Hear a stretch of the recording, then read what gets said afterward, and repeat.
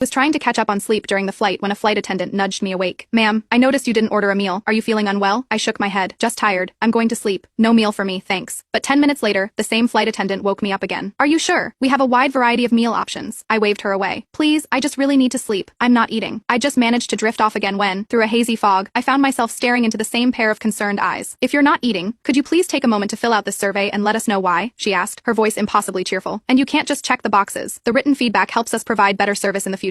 An all-nighter, then a flight for a business trip. Tray table down, seatbelt buckled. For a corporate drone like me, the roar of the plane taking off was my sweet lullaby, a personal invitation to dreamland. This client was a real piece of work. The night before my flight, they were still asking for the impossible, the equivalent of Technicolor black. Luckily, after a caffeine-fueled marathon, I'd finally delivered something that made them happy. A 3-hour flight isn't long, but it was just enough for me to get some deep, immersive sleep. To avoid being disturbed during meal service, I had prepared a sticky note while waiting at the gate. I slapped it onto the seat back in front of me. Bright yellow paper, bold red marker. Please do not wake me for meal service. Thank you. Normally, I wouldn't be so extra, but being ripped from a desperately needed sleep is a special kind of torture. Me eyelashes fluttered shut, and I was gone. But before I could even start to drool peacefully, a warm touch on my arm pulled me back. A soft, feminine voice whispered close to my ear. Ma'am, what would you like for your meal? I waved a weary hand toward the note I'd posted, but the voice didn't go away. In fact, it got louder. We have the beef with broccoli or the chicken teriyaki. Which would you prefer? Ma'am? Her calls pierced through the fog of my exhaustion. I forced my eyes open. No thank you. I'm not eating. My eyelids felt like lead. I snuggled against the headrest, hoping for a seamless transition back to sleep. But a second later, her voice was back. Are you absolutely sure, ma'am? She pressed. The meals on this route get rave reviews online. Lots of influencers have posted about them. For God's sake, was this meal box filled with ambrosia from Mount Olympus? Was it a mortal sin to refuse it? Thank you, but I'm really not hungry. I just want to sleep, I said, my voice strained. And you don't need to ask me again, please. I pointed to the note again, then fumbled in my pocket for my earbuds and put them in. This 3-pronged rejection, verbal, physical, and visual, didn't bring me peace. Instead, the flight attendant knelt beside my seat, adopting a tone of sincere concern that was loud enough for the whole section to hear. It's okay, ma'am, she said sweetly. The meal is included with your ticket. There's no extra charge, so you don't need to worry about the cost. That did it. I was fully awake now. Furious, I said I want to sleep. I said don't wake me up. Why do you keep pestering me with the same question? I snapped in a low voice, its sharp edge cutting through the silence. Go please, just go. I pressed my hands together in a desperate prayer, then turned away and squeezed my eyes shut, determined to salvage what little time I had left. But a moment later, she stood up, her voice choked with emotion. Ma'am, are you not feeling well? I apologize. I was only trying to show my concern. Ma'am?